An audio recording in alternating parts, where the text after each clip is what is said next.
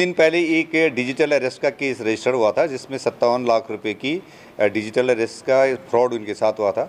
इसमें हमारी टीम ने काम करा और 2 खातों को ट्रेस करा। उस खातों के बेसिस पर 5 लोगों को पकड़ा जा चुका है। इसमें एक जो मूल रूप से बोकारो का रहने वाला है राजू, उसको भी पकड़ लिया है और जिनके खाते इस्तेमाल हुए उनको भी पकड़ लिया है।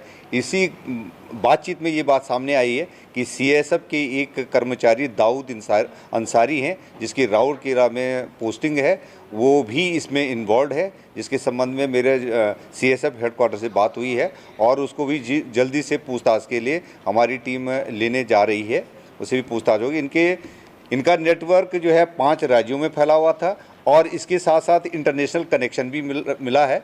और इनके जो खातों की हमारी जांच पड़ताल की, अभी इनके पास कुछ रिकवरीज हुई हैं, जैसे उनके मोबाइल फ़ोन और जो गाड़ी बरामद हुई है, तो और इनके कुछ चेक बुक्स का डिटेल मिला है। इस पर हमारी टीमें जो है आगे की कार्रवाई कर रही हैं। कितना पैसा फ्रीज किया गया इन लोग अब तक? क्योंकि अभी इसमें एक 48 लाख का और एक 57 लाख का जो है ट्रांजैक्शन मिला है और टीमें जो है first layer, second layer, third layer पर अभी कार्रवाई कर रही है और कुछ पैसा हुआ है, पर पूरा पैसा अभी इनका फ्रीज नहीं हो पाया। सर, कितने दिन तक इनको डिजिटल अरेस्ट करके रखा गया? इनको 9 अप्रैल से लेकर के 21 अप्रैल तक इनको डिजिटल अरेस्ट रखा गया था और इनको ये कहा गया था कि आपके जो पैन कार्ड और आधार कार्ड का इस्तेमाल करा गया है पैसे ट्रांसफ़र करने के लिए, आपके खाते में 70 लाख रुपए टेररिस्ट फंड से टेररिस्टों द्वारा ट्रांसफ़र किया गया है, जो पुलवामा से रिलेटेड टेररिस्ट हैं। और ये धमकी दी गई है कि यदि अगर आप अब ये पैसा वापस नहीं करोगे, एंटी करप्शन बन करके एक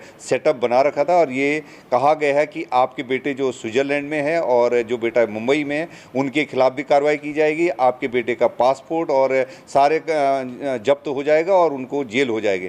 तो इसमें आकर के जो ये इसके वादी हैं, उनके द्वारा जो है पैसा इनसे लगातार उन्होंने 3 बार में आरटीजीएस के माध्यम से पैसा ट्रांसफ़र कराया है। और अब ये क्योंकि खुलासा हो चुका है, तो हमारी टीमें जल्दी से जल्दी जितने लोग इसमें लिप्त हैं उनको पकड़ेंगे। किस तरीके से गुमराह करते थे कि वाकई में लगा इनको नहीं हुआ है, ये सच बात?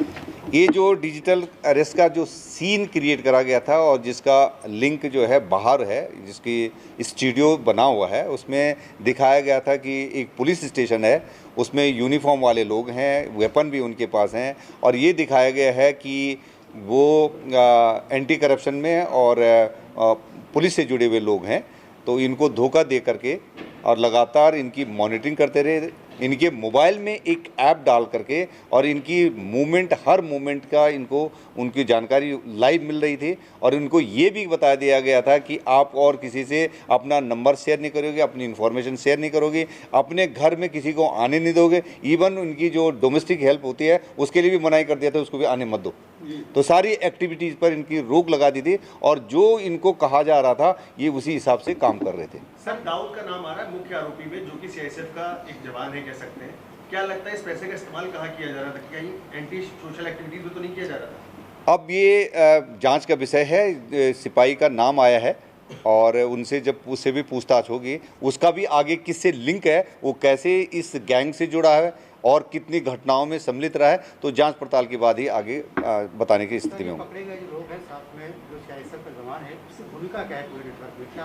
क्या कर सकते हैं? जो ये राजू पकड़ा गया है, राजू ने कहा है कि मुझे इंट्रोड्यूस जो है इस काम में आने के लिए दाऊद अंसारी ने मेरे को इंट्रोड्यूस करा था और ये कहा था कि पॉलिटिकल फंडिंग का, हवाला का और जो जीएसटी का जो फ्रॉड से रिलेटेड पैसा है, वो पैसा इसमें आता है और उस पैसे के बेसिस पर ये कुछ हिस्सा इनको देने की बात कही गई, परसेंटेज देने की बात कही गई।